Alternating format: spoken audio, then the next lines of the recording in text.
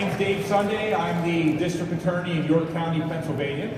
I serve, yep, exactly, for those of you, I heard some York out there somewhere. I serve on cpac's prosecutor and law enforcement advisory panel.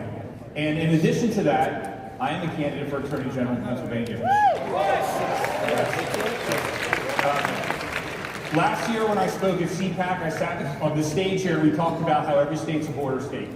And this year, I've been putting a lot of thought into that. And many, many years ago, before I ever became a lawyer or became a DA, I actually joined the Navy right out of law school. And when I law school right out of high school, when I joined the Navy, I went off and we were in the Persian Gulf, we went all over the world, and we spent time in Central America and South America where we did drug interdiction. I would have never imagined in a million years that 30 years later, I would be fighting the same battle at home in York County, but this time the drugs are unbelievably more dangerous.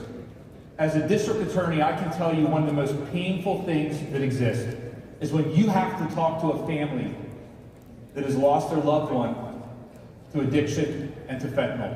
It is absolutely destroying our communities. And so as a DA, what can we do when we have open borders? Well, what we do is we apply the conservative principles of accountability and redemption. And we do everything we can to hold people accountable. We fight every single day to hold drug dealers accountable. At the same time, we do show redemption and we show love to people that are in the throes of addiction. We do everything we can to help them so that they do not turn back to drugs. At the same time, we fight to put people in prison that need to be there. There are people that need to go to jail. But at the same time, it's not everyone. Again, accountability and redemption. We do what we can to put people in prison that need to be there, but on the other end of it, when they come out of jail, we help, believe it or not, to get them jobs. Because what happens when someone works? They don't commit more crimes. They take care of their families. And that's what the beauty of America. And I never forgot that, and that's something that we've done every single day. Now, as a result of these principles of accountability and redemption, in York County, which is between Philadelphia and very, very close to Baltimore, we have been able to decrease crime 41% from the 10-year high. We have decreased overdose deaths. They're down 26%, whereas they're up 15% across the state. Our prison population has dropped by half. And that's not by letting people out. That's by not as many people coming back in. And more importantly, what we've seen, just from 2022 to 23, we have seen gang violence decrease by 75% in the city of New York. By 80% during that same time period. Those numbers are a testament to the hard work of police and supporting police in what they do every single day, and supporting prosecutors in what they do every single day, in holding the bad guys accountable because they need to be held accountable, but also embracing redemption. It's an honor to be here with you, and God willing, when I come here to talk to you next year, I'll be speaking to you as the newly elected Attorney General of Pennsylvania. I hope not. Thank you so much. I appreciate it. Thank you. He is straight up lying. I'm a recovery coach. He is straight up lying. He was straight up lying. I'm a recovery coach, and that was bullshit.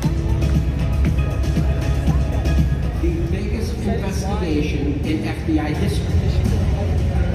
January 6th. More than 1,100 arrests. J6. I sacrificed my dream job to share this information with the American people. Am I from York? I'm from the area. I live in Annapolis, but I work all points all around. And his statistics are false. Absolutely false. I don't know what kind of a lie he was trying to feed everybody, except that it probably has something to do with the border. Free J6! We've already got our dates for cpac 2025 right here in the Gaylord Hotel. Go to our website, cpac.org/2025, and get signed up today. Now, an exclusive look at Rager, starring Dennis Quaid. Get the word out of They want everybody to believe that the people crossing the borders are not a problem. That the non-border, I'm sorry, the people coming in through the non-border are not a problem. And Pennsylvania is a little low. And so but I know for a fact, because I work in the field, that what you just said was absolutely false. I'm curious, Ron, what would you say is the issue of our time? No question about it. Communism and the Soviet Union. How does that happen? And I'm not going to fire a single shot. There's a whole lot of things. There's just no answers. What would you have Except that there's an agenda. want you to fight. It's the narrative. It's the narrative. He just spoke the narrative. this wall. Pardon my French. Okay, good afternoon, cpac. How are we doing today? So I am your moderator for When Moses Go to Harvard, Josh Hammer. We are thrilled to be joined here in conversation by the indisputable and the author of the forthcoming book, End Jew Hatred, A Manual for Mobilization, as well as UC Santa Barbara sophomore currently studying computer science, Ephraim Shalinov, who is also an End Jew Hatred fellow. We'll hear all about that. So I'm just going to go ahead and get us started here, and then we'll kick it to the group. So I was speaking at the University of Michigan in Ann Arbor. I guess they're college football national champions these days, whatever. But I was speaking there okay, we have some fans. I was speaking there in November, and a very bad thing happened, and I just want to spend a couple of minutes to tell you about what happened there. So I was speaking for another conservative organization offering remarks on Israel's righteous prosecution of its war against radical Islamic jihadism in the Gaza Strip and increasingly on its northern border as well with Hezbollah up in Lebanon. And I got there to speak, and within 90 seconds or so of my opening my mouth, you had 25 to 30 students who got up in the crowd and threw their hands into the air. Their hands were all painted in blood red.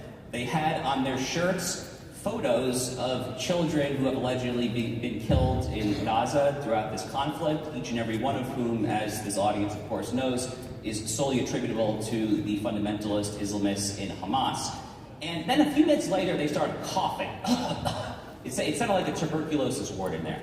And, you know, thus far, I haven't decided to pull the trigger, but if you guys see any state representatives or congressmen or senators from Michigan, make sure to tell them what happened at an absolute bare minimum.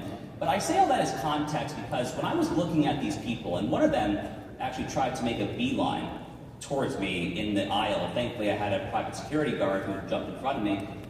You see evil. You see evil in these people's eyes. You see absolute malice, and they are so convinced that they are right and that you are the embodiment of evil. It's this whole intersectional woke mentality of oppressed versus oppressors, colonized versus colonizers. They don't care. You are an indispensable asset in the broader fight. These that are at the center of your crosshairs right now. Just talk to us about what Lawfare Project has been doing after October 7th. Thank you. Well, maybe our next case will be your case. Perhaps. You know, maybe that will come from this panel, hopefully. First, I want to say what an honor it is to be here and how grateful I am to be on the stage with both of you, who I admire very much. I am the proud executive director and founder of the Lawfare Project. We are a network of over 600 lawyers and 36 major law firms with the sole goal of engaging in civil rights litigation on behalf of the Jewish community. And, you know, in my research, thank you. That's right. And I have my necklaces here too. You know, in my research, what was the Jewish civil rights movement in America? We inspire litigation. If you think about it, what's beautiful product of a seminal civil rights case, whether it's Roe v. Wade, which was recently overturned, whether it's Brown v. Board of Education, which led to the desegregation in American schools, or the recent lawsuit by the Asian American community, which against Harvard, which ended affirmative action. And yet the Jewish community has not taken advantage of the legal system to advocate for ourselves. The truth is on our side, the law is on our side. We're the oldest, most personal university, which is the third largest college campuses. And a couple days ago, we filed a law. Hamas rallies, physical violence, attacks against Jews, free speech violations against Jewish students. And I'm telling you now that this will all end now. Yeah. Brown zero this fight for a very long time. I mean, they literally invited Ahmadinejad, the former president of Iran, back in 06, 07, somewhere around that time. I would encourage the audience to go ahead and do some research on Qatar, which is a country that both Brooke and I are both very passionate about. Qatar plays this deeply duplicitous double-edged sword, where on the one hand, they claim to be a major non-NATO ally. Our dim-witted commander-in-chief thus designated them that. They have Al Udeid Air Base, which American military forces operate out of, while on the other hand, simultaneously while doing that, they are also funding the seeds of radical Islamism all over the world through Al Jazeera. They're pro-Islamist network. They fund the Muslim Brotherhood. They fund Hamas. They are very bad actors. I would encourage you guys to go ahead and try to lobby your congressman, frankly, to try to tamper down that tragically is playing out, not just. So on the one hand, it shouldn't be a big deal, but tragically it is. And the one that is right here is the others, Holden Christiani and Sheldowski in particular, we see more often is actually. But when you see a pro-Palestinian rally that's probably going to have some swastikas thrown about there, stuff like that, what would be your concrete advice? So before I answer that, I just want to say that after October the 7th, so many of my friends and colleagues and people in the media, and actually one of the most questions that I'm asked most often when I go on TV is, are you surprised that this is happening? And unfortunately, our Muslim community have been screaming because anti-Jewish discrimination, and when something happens, stand up for your section against you, and God forbid, and litigation is always the last resort. But if that has to happen, we will 100% support you, and we will continue to file these seminal civil rights cases on behalf of the Jewish community until we end Jew hatred in our lifetime. Yeah. Make it happen. Brian, back to you. I'm curious what your experience with the faculty has been like. Have you had any sympathetic, any pro-Israel, any pro-Western civilization, for that matter, faculty members in the history department, the political science department, or has it been fairly uniformly anti-Israel, pro-Palestinian, pro-Hamas? That's a great question. I think there's a very interesting phenomenon, which is that faculty, pro-Western, pro-Israel, to mention a reasonable belief, but with basic degrees, who think critically about these issues, almost in a horrific Jew hatred, but also not support it. This is not a Jew. Yes.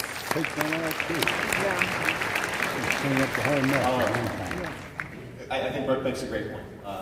The administrations of these top schools have been illegally and categorically discriminating in their admissions processes, and any semblance of meritocracy left is gone.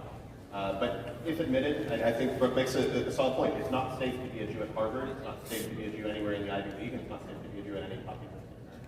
Yeah, well, just to wrap up on a quick personal note, I got married 2 months ago, and my wife and I have already begun, thank you.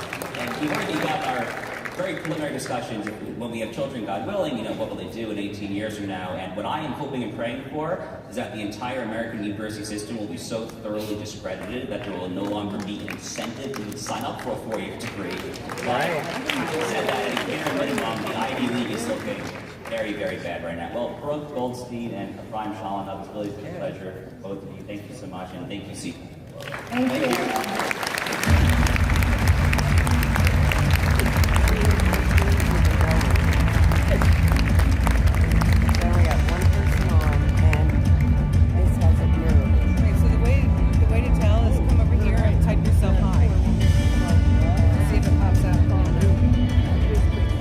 Ladies and gentlemen, babies are us. Please welcome founder of Concerned Women for America, Penny Nance, and your moderator, founder and president of Bienvenuto US, Abraham Enriquez. Good afternoon, cpac. How are we feeling today? Leading the charge in what I think is going to be, but thank you for what you're doing in the pro-life movement. And they can't even tell you the baby should be alive. There is a spotlight on just how crazy the left has gone on their view on abortion. Well, first let me say it's great to be here at cpac. Concerned Women for America, one of the most amazing moments in my entire life, probably second only to having my children and marrying my husband, was standing on the steps of the Supreme Court and hearing the words that there's no constitutional right to what we've been doing all along, which is winning the and eyebrows can hear and respond regardless of our life is winning. And it is time. So one thing that I want to give you to do, life.gov. And it's a piece of legislation that was introduced by Diana Harshberger in the House and Marco Rubio in the Senate. He calls it Standing with Moms Act. And it's simply an alternatives bill. What if there was one place, just one place that a woman could go online who was feeling as if she did not have the resources or the support to choose life, and she could put in her zip code and find everything, every single resource that's available to her right now. We spend over $1 trillion a year in this country on social services. We have so many more hundreds of millions of dollars spent trying to protect women and giving them opportunities and parameters that are around her. Health care. What you're now actually